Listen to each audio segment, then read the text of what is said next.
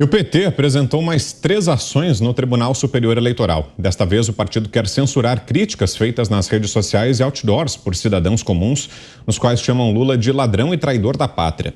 Segundo a sigla, a mera instalação do artefato já divulga a propaganda negativa ao petista e deve ser removida o quanto antes para evitar ainda mais o seu alcance.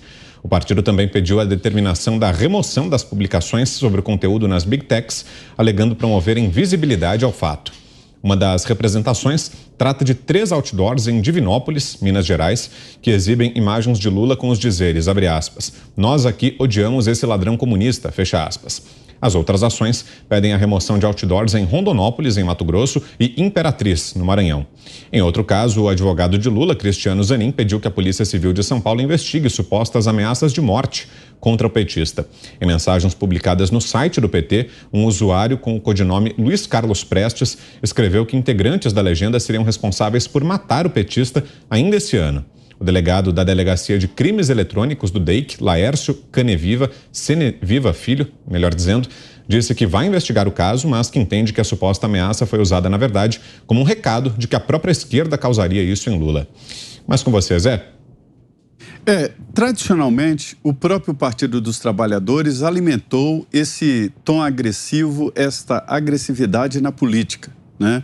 E agora o próprio PT vem com essas alucinações de que o ex-presidente Lula está sendo ameaçado, de que há, por parte do presidente Jair Bolsonaro ou do grupo dele, qualquer orquestração desses outdoors. Isso aí, ninguém controla isso, não. Isso é uma relação espontânea do povo brasileiro, como foi nas eleições passadas.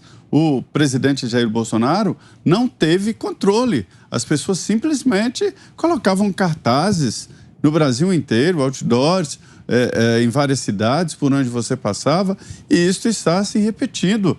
Em Minas Gerais, houve uma repetição muito grande desses outdoors, e em alguns casos, as pessoas até trocavam o nome da cidade e republicavam na internet, fazendo uma maior visibilidade, né? Então, é esse tom que o PT sempre provocou, né, que está sendo colocado como se fosse realidade pelo PT. Mas não há esta agressividade. O que há são movimentos espontâneos em todo o país, com esses dizeres aí, e alguns até reais, mas longe de ser uma campanha do presidente Jair Bolsonaro.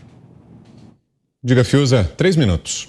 Olha, Vitor, isso aí é um ensaio, né? Não se engane, isso é um ensaio límpido do que se passará na eleição. O nome do jogo na eleição vai ser censura, a não ser que aconteça alguma coisa diferente no país, porque até aqui o país tem, o país que eu digo, né? Quer dizer, atos do Supremo Tribunal Federal arbitrários sobre determinados perfis de redes sociais, por exemplo, né, de cerceamento ou mesmo de banimento, foram acolhidos, digamos, pela sociedade. As pessoas, de fato, perderam a possibilidade de falar, e a gente sabe que existe na Câmara dos Deputados, já tendo passado pelo Senado, um projeto de lei que legaliza, né, que criminaliza, ou seja, torna esse instrumento de perseguição algo legal. E aí acabou. Eu tenho falado isso aqui, parece que é um alarmismo. Isso aí é a rasteira realidade do que vai se passar no processo eleitoral se aqueles que restam na sociedade, nas instituições, que têm apreço pela democracia, não se levantarem.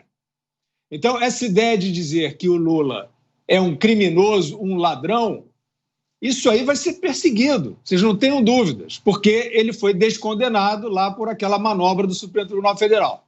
Aí eu pergunto o seguinte, vai no STJ, Superior Tribunal de Justiça, e pergunta se o Lula é inocente. Eles confirmaram a culpa do Lula, condenado por corrupção passiva e lavagem de dinheiro, mais de 20 anos de prisão. Perguntem ao Tribunal Regional Federal da 4ª Região se o Lula é inocente. Lá ele teve a sua pena aumentada. Então, o que evidentemente está sendo preparado para essa eleição é essa gambiarra em cima de gambiarra, para dizer o seguinte, não, ele foi descondenado, não era o juiz natural, não está concorrendo à eleição, portanto não pode chamar ele de criminoso. E aí vai haver perseguição. sobre quem falar sobre isso e sobre quem falar sobre segurança eleitoral. Evidentemente que o jogo está montadinho, ou a sociedade reage, as pessoas, os parlamentares, os juízes, os procuradores, ou vai ser uma eleição sob censura. Você, Ana? E é o que estão tentando, né? O que estão tentando exatamente isso, uma eleição sob censura. E essa tentativa, esse caminho vem sendo pavimentado no Congresso, né? Nós vimos aí que, pelo menos, a votação pela urgência do PL 2630, o tal projeto aí das fake news, mas que aqui nós vamos dar os nomes corretos, que é o projeto de censura, o caminho vem sendo aí pavimentado exatamente para que o povo fale menos, para que as pessoas questionem menos, para que as pessoas se expressem menos, mas os parlamentares não, né? Porque no PL, o 2630, os parlamentares continuam ali podendo falar exatamente o que eles pensam. E eu volto a fazer uma previsão, não detesto previsão, Vitor, não, sou muito conservadora em previsões, mas é que o manual, toda a página vem sendo absolutamente copiada da esquerda americana. Até outubro vão dar um jeito de calar o presidente nas redes sociais, como fizeram aqui com Donald Trump. Interessante que o PT pede que o TSE censure as redes sociais e os outdoors, mas o que vai acontecer com aqueles cartazes todos espalhados nas universidades brasileiras, chamando o presidente de genocida, de nazista, de fascista? O TSE vai interferir nisso também, nesses cartazes todos, cartazes grandes, né, em grandes universidades públicas, universidades federais. E só lembrando que esse advogado aí do Lula, do ex-presidiário, não é ex-condenado, é ex-presidiário, o Cristiano Zanin, ele é um dos nomes cotados para o Supremo Tribunal Federal em 2023, caso Lula vença essa eleição completamente anormal, que não tem nada de normal, um ex-presidiário seguindo aí numa eleição presidencial como se nada tivesse acontecido. E as tais ameaças aí contra a vida do ex-presidiário, de novo, Vitor, é o mesmo caminho daqui dos Estados Unidos. Não podemos sair, tem que esconder Joe Biden no bunker por causa da pandemia, exatamente para não ter que participar ao vivo e enfrentar outros candidatos e perguntas incômodas. É mais fácil ficar na bolha. Diga, Augusto. Está ofendido com o quê?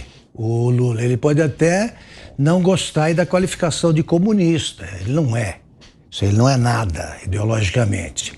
A ideologia deles é roubar do governo. Agora, ele está bravo porque o chamaram de ladrão e lavador de dinheiro. Pois eu repito aqui, ele é ladrão. Ele é lavador de dinheiro, ele é corrupto. E assim será chamado. Eles qualificam o Bolsonaro de genocida, quer dizer, é um assassino, né, em série, ou cometeu um crime em massa. E o Lula não pode ser chamado de ladrão, mas ele é. Aliás, eu me baseio em 9 juízes, de 3 instâncias, que o condenaram. E mesmo os amigos do Supremo Tribunal Federal, que resolveram libertar o Lula para que ele fosse candidato, mesmo eles admitem que não absolveram o Lula. Não absolveram. Eles tiraram da cadeia. Porque eles usaram o critério do CEP, né? A lei do CEP. Não é Curitiba, é Brasília. Isso aí é pela lei Fachin. Então ele é ladrão, é corrupto e assim será chamado durante a campanha.